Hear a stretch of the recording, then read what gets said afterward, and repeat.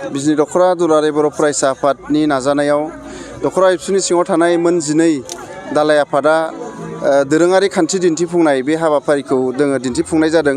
नैबे दिन्थिफुंसालियाव बर' थुनलाइ आफादनि 65थि बोसोरसालिया जुथुमा बेजों लोब्बा लाखिनानै बरलागाव टेंफाख्रि फोथाराव जि दिन्थिफुंनाय सोलिगासिनो दङ बेवहाय जोङो बिजनि दख'रा ABSU हिसाबै जोंबो बेवहाय बाहागो लानो मोननानै जोबोद गोजोननाय मोन्दों।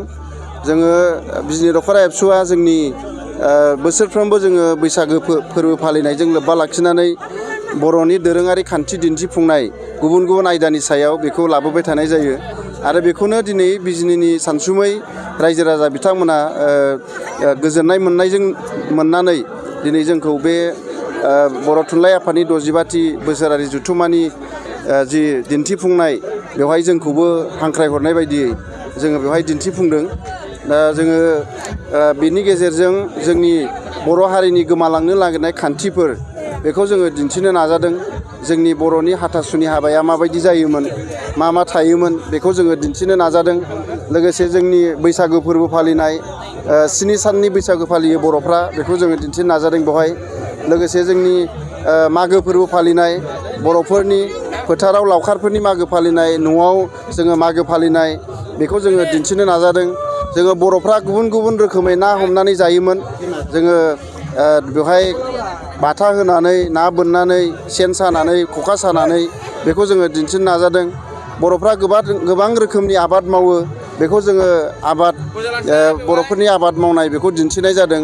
लोगोसे बर'फ्रा गोदो गोदायनिफ्रायनो एम्फौ फिसिनानै थांनानै जिउ राहा बायदिबो लादों आरो बेखौ गावनि हाबा हारिमु हिसाबै लादों एम्फौ फिसिनायखौ।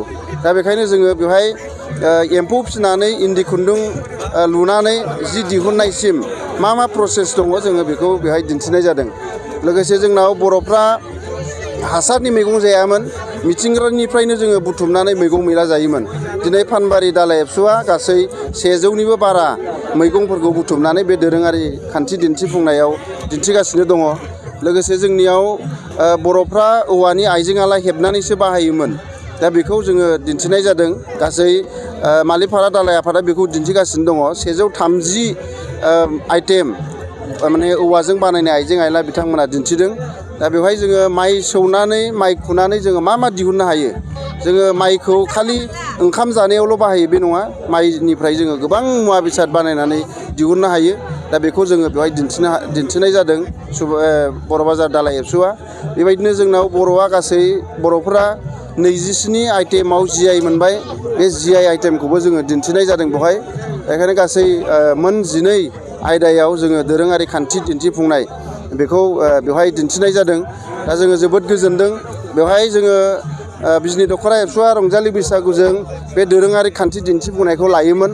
बेवहाय खालि बिजनिनि रायजो राजाफ्राल' बेखौ नुनाय जादोंमोन। नाथाय जोङो नैबे बर' थुनलाइ आफादनि 65थि बोसोरसालिया जुथुमायाव जोङो बे दिन्थिफुंनायखौ दिन्थिनो खाबु मोननायनि थाखाय जोङो जोबोद गोजोननाय मोन्दों। आरो दिनैहाय सारा आसामनि आरो आसामनि बायजोआव थानाय जोंनि बर'फोरजों लोगोसे गुबुन गुबुन हारिफ्राबो बेवहाय जोंनि दोरोङारि खान्थि दिन्थिफुंनाय बेखौ नायनानै जोबोद गोजोनदों। आरो बिनि थाखाय जोङो जर'खायै साबायखर बावगोन बानजाय आफादनि आफादगिरि गाहाय नेहाथारि, लोगोसे दिन्थिफुंसालिनि आफादगिरि अनिल ब्रह्म आरो गाहाय नेहाथारि मानिक बसुमतारी बिथांमोननिसिम जोंखौ बेवहाय दिन्थिफुंसालियाव जोंनि बर'नि गोमालांनो नागिरनाय दोरोङारि खान्थिखौ दिन्थिनो खाबु होनायनि थाखाय जोङो बिथांमोनखौ रोजा रोजा साबायखर बावदों। आरो जोङो साफ्रोमबो रायजो राजाफोरखौ जोंनि जि गोजाम खान्थि बेखौ फोथांनानै लाखिनानै गोदानखौबो लानानै जोंनि बर'नि जि खान्थिफोर बेखौ जेब्लायबो फोथांनानै दोननो नांगोन। जोंनि गोदान जोलैनो खोन्थानांगोन। बेयो जाहाथे जारिमिनल' जाया, बेखौ जोङो मोगथाङावबो बाहायनांगोन। नाथाय गोजामखौ गारनानै नङा, गोजामखौबो लानांगोन, गोदानखौबो लानांगोन आरो जोङो बर' हिसाबै रायजो जानांगोन। दा बेखायनो जोङो बेवहाय दिन्थिनाय जादों जाहाथे जोंनि इयुन जोलैया जोंनि बे गोमालांनो नागिरनाय दोरोङारिफोरखौ मोनथिनानै लानो हायो, गोसोआव लाखिनो हायो आरो सिनायनानै लानो हायो।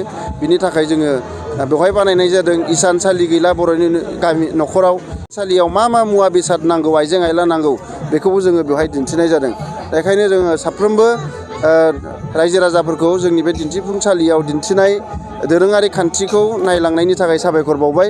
लोगोसे मोन 12 दालाय आफादा बे खान्थिफोरखौ दिन्थिफुंनायनि थाखाय आङो दख'र ABSUनि आफादगिरि मासिनिफ्राय रोजा रोजा साबायखर बावबाय आरो इयुनाव जोङो बेखौ जोङो फोथांनानै दोनलांनांगोन, इयुन जोलैनो फोरोंलांनांगोन आरो जोङो गोमालांनो नागिरनाय जोंनि खान्थिफोरखौ जोङो फोथांनानै लानांगोन। बेखौनो नोंथांमोननि चेनेलनि गेजेरजों बयबो रायजो राजाफोरखौ खावलायहरनाय जाबाय।